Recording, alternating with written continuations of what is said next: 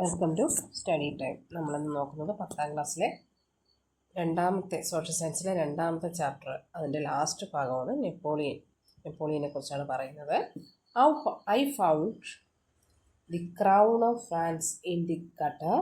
I picked it up with the tip of my sword and cleaned it and placed it atop my own head. നെപ്പോളിയൻ്റെ വാക്കുകളാണ് ഇവിടെ codes ആയിട്ട് കൊടുത്തിരിക്കുന്നത്. I found the crown of France. അദ്ദേഹം പറഞ്ഞത് ചെളിക്കുഴിയിൽ, gutter എന്ന് പറഞ്ഞാൽ ചെളിക്കുണ്ടിൽ ഫ്രാൻസിൻ്റെ കിരീടം കിടക്കുന്നത് ഞാൻ കണ്ടു. അതുകൊണ്ട് തന്നെ I picked it up with the tip of my sword. എൻ്റെ വാളിൻ്റെ തുമ്പ് കൊണ്ട് അത് ഞാൻ ഉയർത്തിയെടുത്ത് അത് ക്ലീൻ ചെയ്തു എൻ്റെ തലയിൽ ഫ്രാൻസിൻ്റെ കിരീടം വെച്ചു എന്നാണ് നെപ്പോളിയൻ പറഞ്ഞത്. These are the words of Napoleon ബോണപ്പാർട്ടിൻ്റെ വാക്കുകളാണിവ.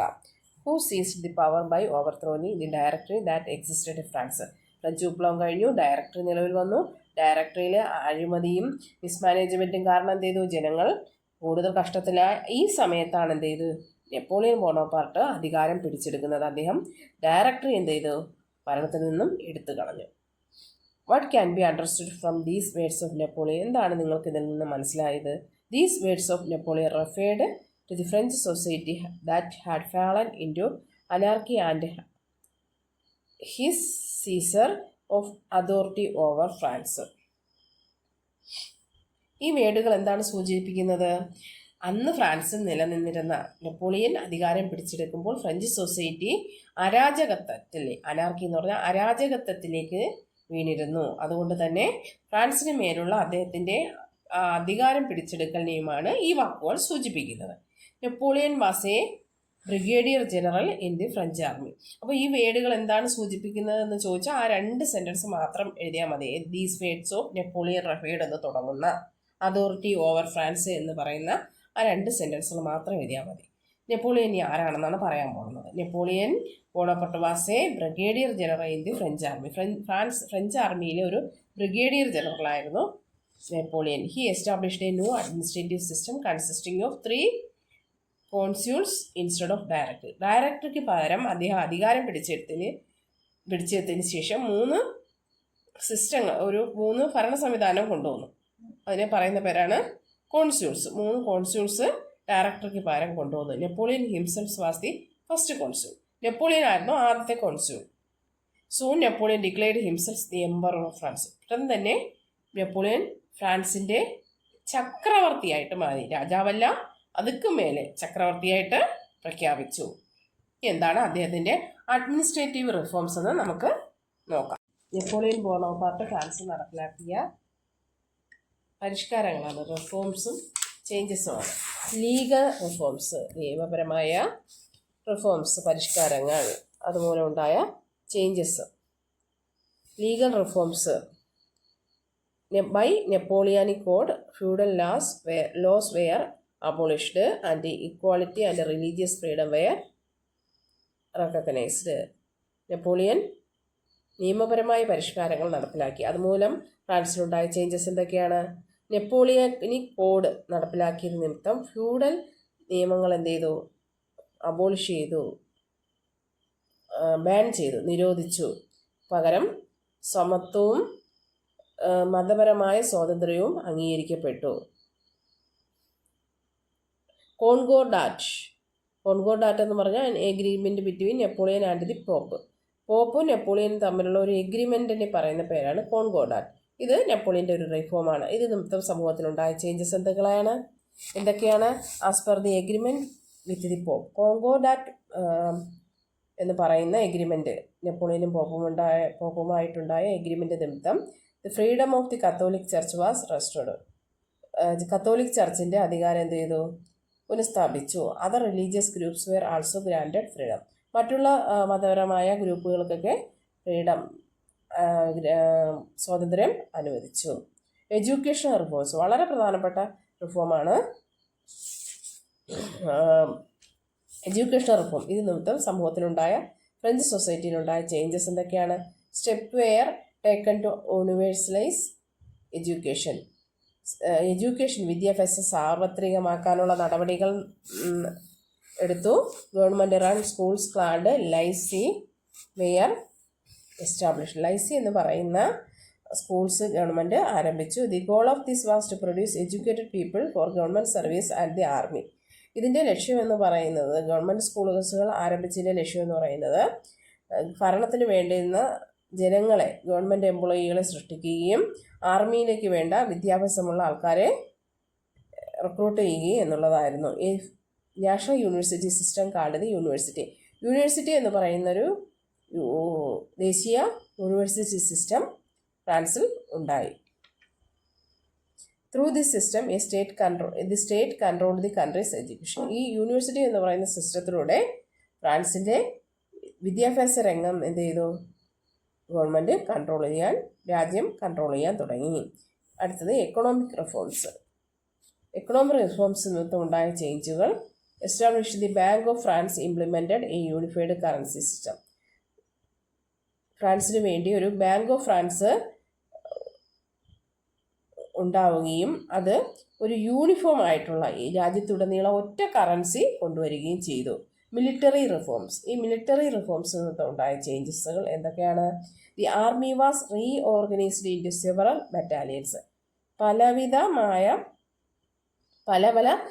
ബറ്റാലിയൻസ് ആയിട്ട് ആർമി എന്ത് ചെയ്തു? റീഓർഗനൈസ് ചെയ്തു, പുനഃസ്ഥാപിക്കപ്പെടുകയാണ് ഉണ്ടായത്. Napoleon waged several wars with the aims of eliminating the enemies of France. He defeated countries like Austria and Prussia in the war. Napoleon പല അടുത്തുള്ള രാജ്യങ്ങളുമായിട്ട്, അദ്ദേഹത്തിൻ്റെ ശത്രു രാജ്യങ്ങളുമായിട്ട് യുദ്ധം ചെയ്യുകയുണ്ടായി. ഓസ്ട്രിയ, പ്രഷ്യ എന്നീ രാജ്യങ്ങളുമായിട്ട് യുദ്ധം നടത്തി അദ്ദേഹം ആ രാജ്യങ്ങളെല്ലാം തോൽപ്പിക്കുകയും ചെയ്തു. നെപ്പോളിയൻസ് ആർച്ച് എനിമി വാസ് ബ്രിട്ടൻ. അദ്ദേഹത്തിൻ്റെ ഏറ്റവും വലിയ ശത്രുക്കളായിരുന്നു Britain. He devised plans to destroy Britain economically. He knew that it would be impossible to conquer Britain, which was a superior naval power. Napoleon അറിയാമായിരുന്നു ബ്രിട്ടൻ എന്ന് പറയുന്നത് വളരെ ശക്തിയാണ്. അതുകൊണ്ട് തന്നെ തനിക്ക് ബ്രിട്ടൻ്റെ നേവൽ പവറിനെ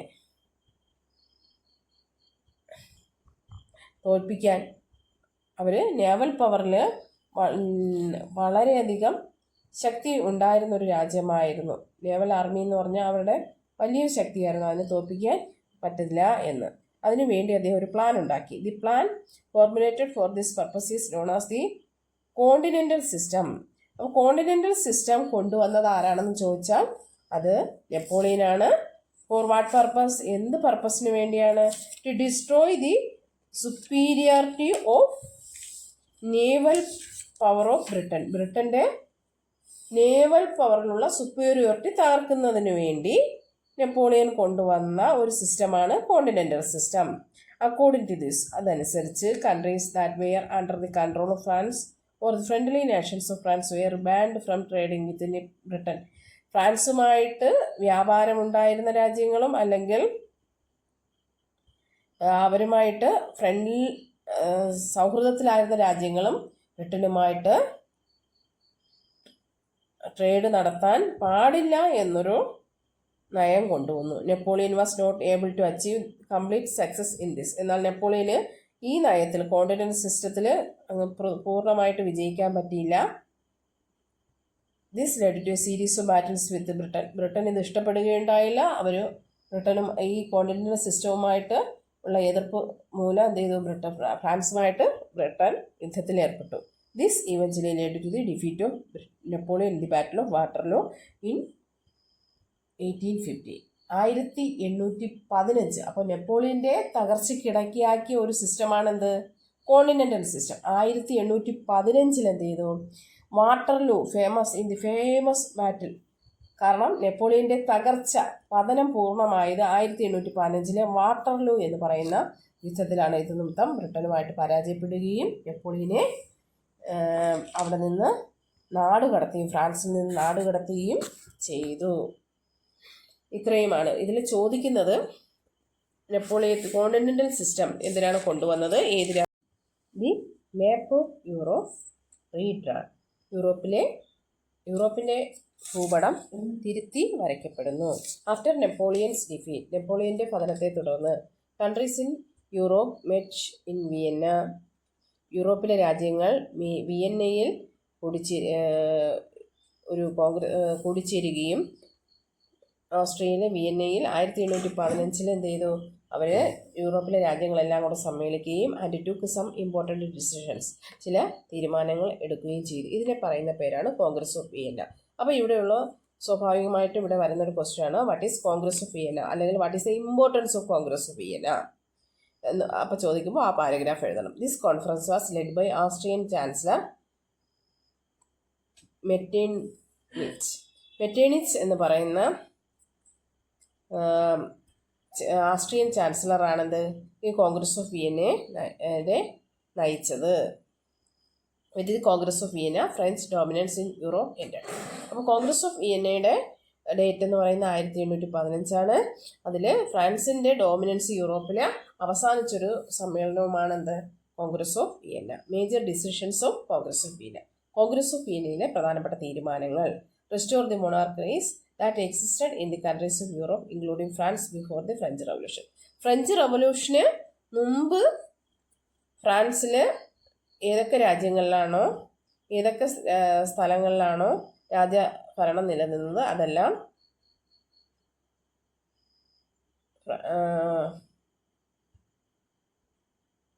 ഫ്രാൻസ് ഉൾപ്പെടുന്ന ഏതൊക്കെ രാജ്യങ്ങളിലാണോ രാജഭരണം നിലനിന്നിരുന്നത് അവിടെയെല്ലാം രാജഭരണം പുനഃസ്ഥാപിക്കുക എന്നുള്ളതാണ്. Restore the Bourbon monarchy in France. ഫ്രാൻസിലെ ബൂർബോൺ രാജവംശത്തെ തിരിച്ചു കൊണ്ടുവരിക. Recognise Britain's naval supremacy and Russia's dominance in Eastern Europe. Eastern യൂറോപ്പിൽ ബ്രിട്ടൻ്റെ നേവൽ സൂപ്രമസിയും ബ്രിട്ടൻ്റെ നേവൽ ആധിപത്യവും റഷ്യയുടെ ഡോമിനൻസും എന്ത് ചെയ്തു ഈസ്റ്റേൺ യൂറോപ്പിൽ അംഗീകരിക്കുക. Recognise Austria's dominance in Central Europe. Central യൂറോപ്പിൽ ഓസ്ട്രിയയുടെ പരമാധികാരം എന്ത് ചെയ്യുക അംഗീകരിക്കുക.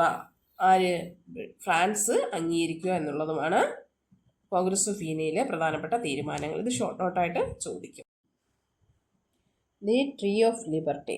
ട്രീ ഓഫ് ലിബർട്ടി എന്ന് പറയുന്നത് was A figurative expression in the American struggle for independence.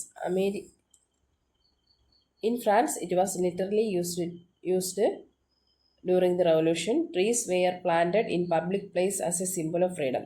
French റവല്യൂഷൻ്റെ സമയത്ത് സ്വാതന്ത്ര്യത്തിൻ്റെ മരം എന്ന് പറയുന്ന ഒരു ആശയം എന്ത് ചെയ്തു ഫ്രാൻസിൽ കൊണ്ടുവരികയും സ്വാതന്ത്ര്യത്തിൻ്റെ സിമ്പിൾ എന്ന രീതിയിൽ ആളുകൾ ഇത് നടുകയും ചെയ്തു. Red Phrygian cap were considers a symbol of liberation and were hang on the trees. ഈ സ്വാതന്ത്ര്യത്തിൻ്റെ മരം നടുകയും ആളുകൾ അതിൽ ചുവന്ന ഫ്രിജിയൻ ക്യാപ്പുകൾ എന്ത് ചെയ്തു ലിബറേഷൻ്റെ സിമ്പിൾ ഓഫ് ലിബറേഷൻ്റെ ഭാഗമായിട്ട് അതിൽ തൂക്കിയിടുകയും ചെയ്തു. Tipu Sultan the ruler of Mysore who was constantly the conflict with the British planted the tree of liberty in his capital Srirangapatna. By planting the tree of liberty, Tipu Sultan demonstrated his affinity for the ideas of French Revolution and hostility to the British. നമ്മുടെ ഇന്ത്യയിൽ മൈസൂർ എന്ന് പറയുന്ന നാട്ടുരാജ്യത്തിലെ രാജാവായിരുന്ന ടിപ്പു സുൽത്താൻ എന്ത് ചെയ്തു ഈ tree of liberty എന്ന് പറയുന്ന ആശയത്തിലൂടെ ആകൃഷ്ടനാവുകയും അദ്ദേഹം ശ്രീരംഗപട്ടണത്തിൽ ട്രീ ഓഫ് ലിബർട്ടി നടുകയും ഈ tree of liberty നടുന്നതിലൂടെ Tipu Sultan ഈ ഫ്രഞ്ച് റവല്യൂഷൻ്റെ ആശയങ്ങളിൽ എന്ത് ചെയ്തു കൂടുതൽ താല്പര്യം കാണിക്കുകയും ബ്രിട്ടീഷുകാരുമായിട്ടുള്ള ശത്രുതയിൽ എന്ത് ചെയ്തു ശത്രുതയ്ക്കെതിരായിട്ട് നിലനിൽക്കുകയും ചെയ്തു. ഈ ബ്രിട്ടീഷുകാരും ശ്രീരംഗപട്ടണത്തിലെ രാജാവായിരുന്ന ടിപ്പു സുൽത്താനുമായിട്ട് ശത്രുക്കളായിരുന്നു. അതുപോലെ ഫ്രഞ്ചുകാരും ബ്രിട്ടീഷുകാരുമായിട്ട് ശത്രുക്കളായിരുന്നു. അതുകൊണ്ടാണ് എന്ത് ചെയ്തത് tree of liberty Tipu Sultan തൻ്റെ രാജ്യമായ മൈസൂരിലെ ശ്രീരംഗപട്ടണത്ത് നട്ടത്. അപ്പോൾ ഇതോടുകൂടി ഈ ചാപ്റ്റർ കഴിഞ്ഞു. നിങ്ങൾ എന്തെങ്കിലും ഡൗട്ട് ഉണ്ടെങ്കിൽ ഒന്നും കൂടി ക്ലാസ് കേൾക്കുക. നോട്ട് അല്പം വൈകിട്ടാണെങ്കിലും ഞാൻ ഷോർട്സ് ആയിട്ട് ഇട്ട് തരാം. ഓക്കെ, ഇനി ജോഗ്രഫിയിലെ ഫസ്റ്റ് ചാപ്റ്റർ അടുത്ത ക്ലാസ്സിൽ വരും.